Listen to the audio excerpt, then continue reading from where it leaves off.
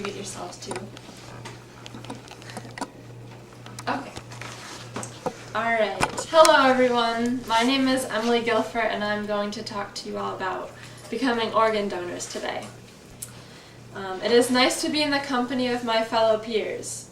Young, strong, healthy individuals who like to enjoy their teenage lives.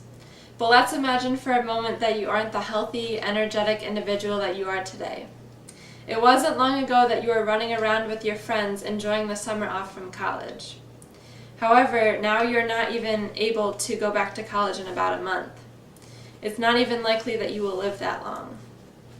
The only time you get to see your friends is when they come to your house, and you only leave your house to go to the hospital lately. The doctors have told you that you need a new heart within the next few weeks, or your heart will give out. No new heart comes, and you quietly pass away, leaving behind your family and friends in about 2.5 weeks. It's a pretty tragic story, don't you agree? Now, how do you feel if you knew that you could have been saved? The solution is quite simple actually. We just need many more U.S. citizens like you all to become organ donors. Let's look at the situation from a statistical standpoint. According to the CDC's article, Death and Mortality, about 2.5 million people in the United States die per year. So if you would do the math, you would figure out that about 6,800 people die per day, and 18 of those lives are because they did not get the organ transplant that they needed.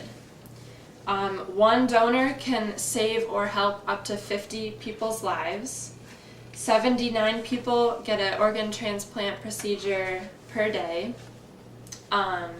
Right now in the United States, there are about more than 110,000 people on the organ waiting list. You can see most are kidneys by far, then liver, heart, lungs, pancreas, intestine.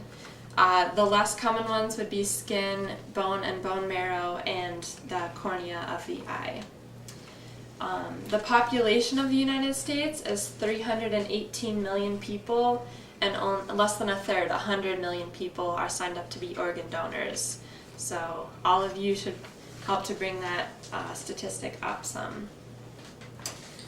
So if everyone in the United States became a donor, think of how much good we could do. We could save those 18 lives per day, ending up saving over 1,000 people a year if you were to donate your organs. Most organ donations are called cadaveric donors, meaning that the person has already died. In this instance, the person can donate any organ. All of these listed here for examples. The organ donator has been declared brain dead, meaning they have no neurological functioning. The organs will be harvested, kept in special circumstances, which would be cooler, moist environments for up to 48 hours, and then they can be transported to the patient and the procedure can be done. The receiver must have the same blood type and tissue type as the donator to receive the organ. So, yeah.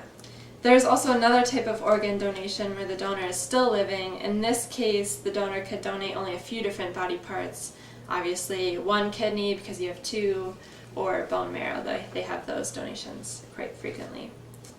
The reason so many people are still dying because they are not receiving needed organs is quite simple. Regular people like you and me are not becoming organ donors. According to the article Organ Donation from Facts on File News Services, the United States works on an informed consent system for organ donation instead of an implied consent system. So informed consent means that throughout your whole life you will never be considered an organ donor until you approach someone and you say, I would like to be an organ donor, and you sign up. Other countries such as Spain and Austria, they are implied consent, which means once you're born, you are an organ donor unless you ask to not become an organ donor. So since we don't have that system, we feel like it encroaches on our rights. We have to be the ones that are interested in this, and we have to save these 18 people per day and become organ donors. Let's see. So now that you've realized the devastating number of individuals that die every day from not having new organs, you of course are going to sign up to be an organ donor. Let's take a look at how much good this will do. According to the article Organ Donation by Medline Plus, when a person donates their organs, they can be used by up to 50 people, as you saw here. So not just the 18 people that we learned that die in a day, but 50. Other ways that body parts can be used would be in surgery after a bone break, for example. So maybe a person fell off a ladder and smashed their heel bone. Maybe from a cadaver a bone was taken and that new bone can be put in the person because their bone was shattered. So yes, what a wonderful impact you will have even after you have passed away. So maybe I've convinced you to become an organ donor, but how can you make sure that your organs will be donated? First of all, you can go to the DMV either when you first get your license or when you're getting your license renewed, and you can sign up there. Also, be sure to tell your family so that they can make sure your wishes are carried out. 2 out of 10 families choose to donate their loved one's organs when they pass away. For example, when my grandfather died, we donated some of his bones. We could definitely increase that number 20% up though. You can also put it in your will and sign up for an organ donor card.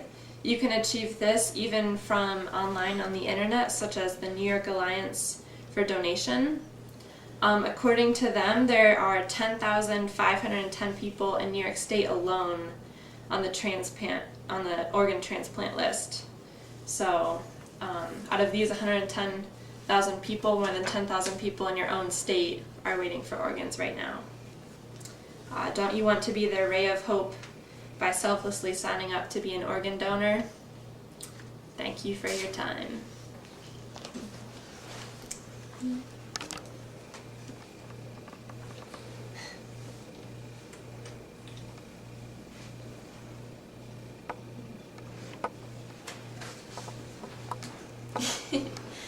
Thanks. Okay.